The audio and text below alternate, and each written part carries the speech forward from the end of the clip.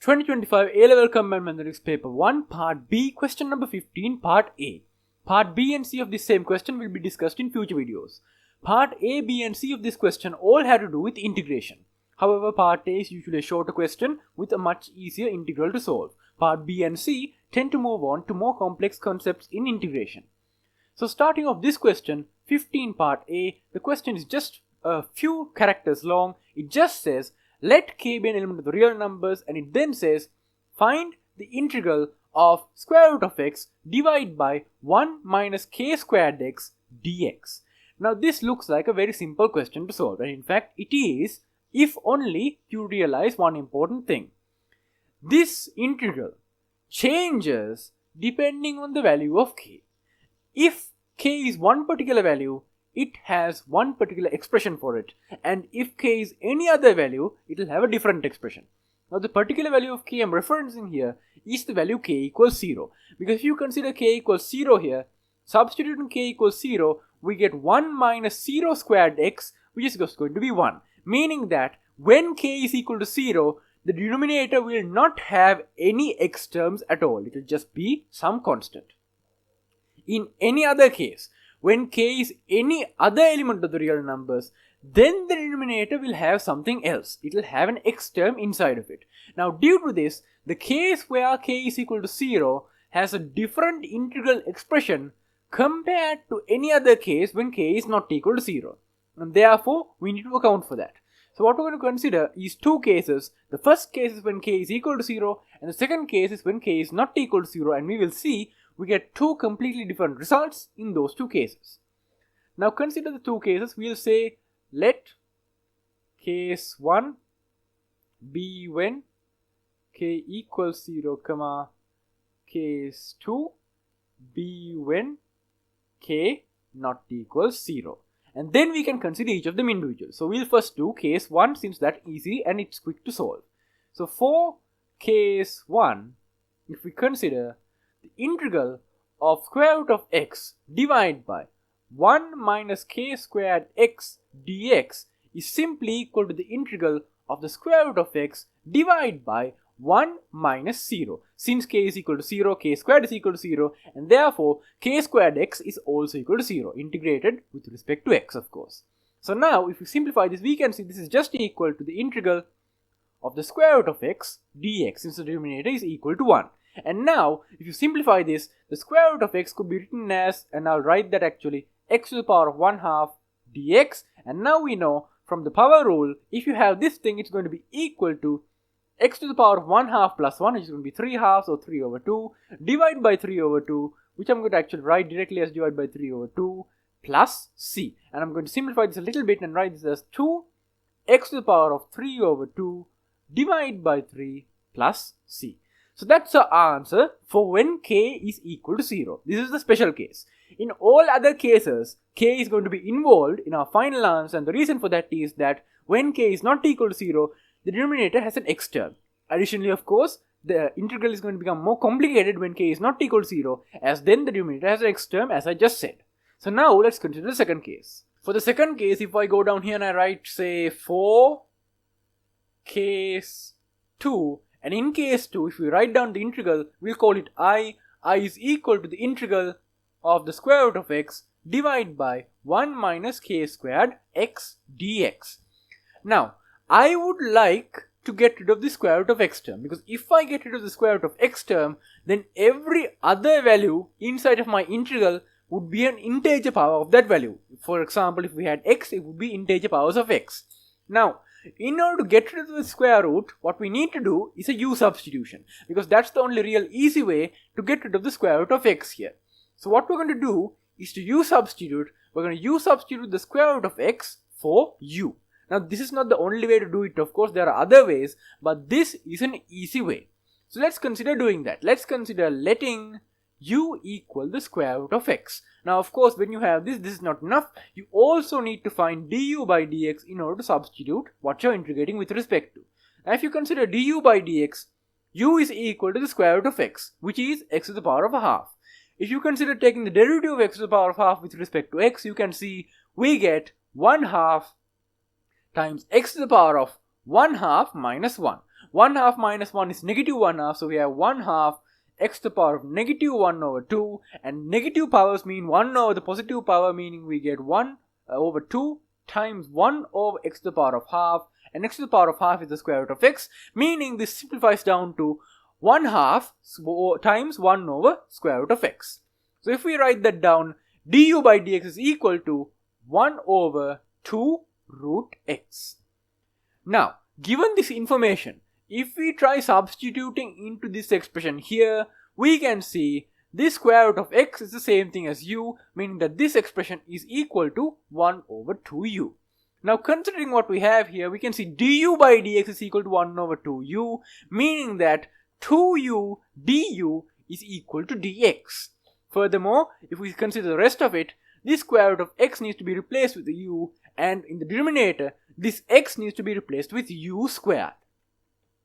Now, if we do all of these changes, we can see that our integral I, if we rewrite it, is going to be equal to the integral of replacing the square root of x, we get u, and then this dx gets replaced with 2u du, so we have times 2u integrated with respect to u, divide by, and in the denominator we have 1 minus k squared times x, which is u squared. So this right here is the expression that we have. Now we can see we have a factor of 2 here, which I'm going to take out, and I'm going to leave the rest of it as is and simplify. So then we get that I is equal to 2 times the integral of, simplifying down we get u squared on top, divide by, on the denominator we get 1 minus k squared u squared integrated with respect to u. Now at this point we can see we have successfully eliminated all non-integer powers of the variable we are integrating with respect to. Now all we need to do is to simplify this down into a final expression that we know how to integrate. Currently we don't know how to integrate u squared divided by 1 minus k squared u squared. Now what I can see here, if we just take a look at what we have, is that on top we have a u squared and on bottom we have a u squared, which means it must be possible for us to take a 1 out of this fraction. It must be possible for us to manifest a thing on top that's equal to the thing on the bottom, meaning somehow we can convert this into a 1 minus k squared u squared and something else on this fraction, which means we can take a 1 out of this fraction. Now the correct way to do this would be to somehow get a k squared in front of the u squared first. Now if we consider doing that, the correct way to do this would be to multiply the top and the bottom by minus k squared, because if we did that, we would be able to get minus k squared u squared on the top. Now when we multiply the top and the bottom, I'm actually going to take the bottom multiplication out of the integral into the constant term in the front. So I'm going to take a minus 1 over minus k squared over here, and on top I'm going to put a minus k squared here. So doing that, we can see what we get is equal to 2 over minus k squared times the integral of minus k squared divided by, so minus k squared u squared divided by 1 minus k squared u squared integrated with respect to u. Now, we can see all we need to do to take a 1 out of this fraction is to simply add 1. But if we add 1 to this fraction, we of course again need to subtract 1. Now if we do that, we can see we get 2 over negative, actually we put the negative on top, negative 2 over k squared times the integral of 1 minus k squared u squared minus 1, since we need to remove the one that we added artificially here, and then that's all going to be divided by 1 minus k squared u squared integrated with respect to u. Now we can see on top we have 1 minus k squared u squared, on bottom we have minus k squared u squared. When we remove that out of the fraction, we're going to be left with something very simple, which is just negative 1 over 1 minus k squared u squared. Now doing so, we can see what we get is negative 2 over k squared multiplied by the integral of 1 minus 1 over 1 minus k squared u squared du. And now it is quite simple. This thing can be easily factorized. I'll show you how we can do that, and I'll show you how we can give a nice answer using this. And this thing right here is just 1, and the integral of 1 is just u. Therefore, if we break this integral in two pieces, we can see one of the pieces is going to be equal to 1 over 2k squared, actually negative 2 over k squared times the integral of 1 du, or simply the integral of du, and then minus 2 over k squared, which is going to be plus 2 over k squared times the integral of 1 over 1 minus k squared u squared du. Now at this point, in order to simplify this down further, we need to know how to turn this thing into partial fractions, because once you turn this into partial fractions, you can easily solve it. Now you'll note here 1 over 1 minus k squared u squared. 1 minus k squared u squared is a difference of squares. If we write down the difference of squares, but we can see we'll actually solve the thing on the left as well. The thing on the left is negative 2 over k squared times u. And the thing on the right is plus 2 over k squared times the integral of 1 over, and if we turn this into a difference of squares, we can see it's equal to 1 minus ku times 1 plus ku integrated with respect to u. Now, in this, how do you turn this into partial fractions? The way that you turn this into partial fractions can be easily seen if you consider the following. This will be obvious to some of you, but not obvious to some of you. If you consider 1 over 1 minus ku and plus 1 over 1 plus ku, this is going to be equal to a common denominator of 1 minus ku times 1 plus ku. Since what we're going to do here is to cross multiply, we're going to have to cross multiply this by 1 minus ku, cross multiply this by 1 plus ku, and then take the common denominator as the product of the two. So here we have the common denominator as the product of the two, which is exactly what we have up here. Now on the numerator, if we cross multiply, this one is going to be multiplied by 1 plus ku, giving us 1 plus ku. And then this other one here is going to be multiplied by 1 minus ku, which means that that part is going to give us plus 1 minus ku. We can see the ku and ku cancel, giving us a 1 plus 1 on the numerator. Meaning that up here what we have is 2 over 1 minus ku times 1 plus ku.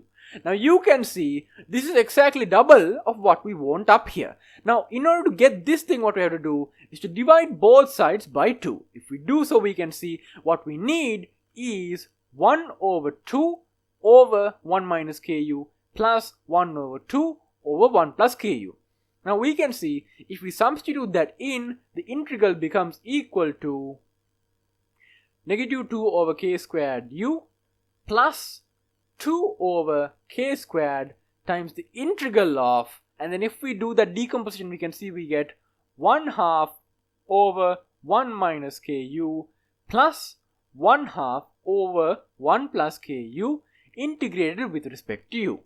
Now we can see if we simplify this down, this becomes equal to, we can take this negative 2 over k squared u, and then we have plus 2 over k squared times, if we break this integral in two pieces, this is the integral of 1 over 2 times 1 minus ku plus, actually we'll du plus 2 over k squared times integral of 1 over 2 times 1 plus ku du. Now considering what we have here, we can see we have linear factors here and here. Furthermore, this 2 could be cancelled for this 2, and this 2 could be cancelled for this 2. Now if we do that, what we have, we can see, is equal to negative 2 over k squared u plus the integral of 1 over 1 minus ku du, which is, if we consider what we have, the linear factor has a u coefficient of negative k, meaning we need to take out that negative k coefficient. If we take out the negative k coefficient, we're going to have 1 over negative k, so we're going to have plus 1 over k squared times 1 over negative k times, and then if we consider the rest of it, this is going to be the natural logarithm of the absolute value of our linear factor, which is going to be the natural logarithm of the absolute value of 1 minus ku. Plus, the next part here is going to be 1 over k squared times, again the same factor that we're going to have to take out from the linear term, but in this case it's plus k, so we're going to have plus 1 over k times the natural logarithm of the absolute value of 1 plus ku. And then of course at the end of this integral, we are going to have to include the constant of integration plus c. So now, if we simplify all of this down, we can see we have a common factor of divide by k squared here. We could actually factor that out, and I'm going to do that. But more than that, I'm actually going to factor out the whole negative 2 over k squared component. If I do that, we can see we have negative 2 over k squared multiplied by, and everything on the inside is, here we have a u. Here if we consider what we have, if we take the minus out, we have a minus k and a 1/2 is going to be taken out since we have a 2 on top. So we have a plus 1 over 2k times the natural logarithm of the absolute value of 1 minus ku plus, and then here we have, actually it's not plus, it's going to turn into minus, since here we have 1 over k squared and plus 1 over k. When you take out minus 2 over k squared, we can have actually a minus 1 over 2k times the natural logarithm of the absolute value of 1 plus ku plus the constant of integration c. Now this would be the end of our answer, except at this point we still have u's in our answer. Remember, in our original question we did not have any u's, we only have x's. So therefore, for our final answer we need to convert all of the u's that we have in here into x's. Now in order to do that, we need to use the substitution u equals square root of x. So in our final expression here, wherever we have u, we need to substitute it with a square root of x. So doing that, we can see we get negative 2 over k squared times the square root of x plus 1 over 2k times the natural logarithm of the absolute value of 1 minus k root x minus, there's an extra 1 here for some reason, I've accidentally written that down, minus 1 over 2k times the natural logarithm of 1 plus k times the square root of x, all plus the constant of integration c. Now at this point and previously I've actually made a little mistake where I forgot to mention where c is an arbitrary constant. Usually it's customary to mention this. I did not mention it in my previous integration, so I'm going to actually go back up here and I'm going to say again where c is an arbitrary constant, and that is going to be the end of the answers for this question. Now finally, if we discuss the marks awarded for this question, at the start for case 1 we don't have that much marks, but of course it's quite simple, so you don't really need that much marks. At the start, when you apply k equals 0 and you simplify down to this integral right here, the integral of the square root of x with respect to x, you get 5 marks. When you simplify that down, you get the final answer like this and add a plus c and then indicate that plus c is an arbitrary constant, which is important, you get 5 marks. So for all of this you get 5 marks. Now in the second thing, for case 2, which is more complicated, you get a lot of marks. At the start, when you do the u substitution of u equals square root of x, you get 5 marks for that. When you then find du by dx, which you're going to need for your integral, you get another 5 marks. Now it is important to note that this is the easiest and most straightforward method to use, which is why it's the only method covered in the mark scheme. There can be other methods that you could potentially use to solve this integral, however this is the easiest. Now moving on, when you apply both of the substitutions correctly and convert the integral in x into an integral in u like this, going from here to here, when you write down the integral in u correctly, you get 5 marks. Moving forward, when you go to the next page and you do this little bit here where you try to get a 1 minus k squared u squared on the numerator, and in doing so you get this line right here, you get 5 marks for that line.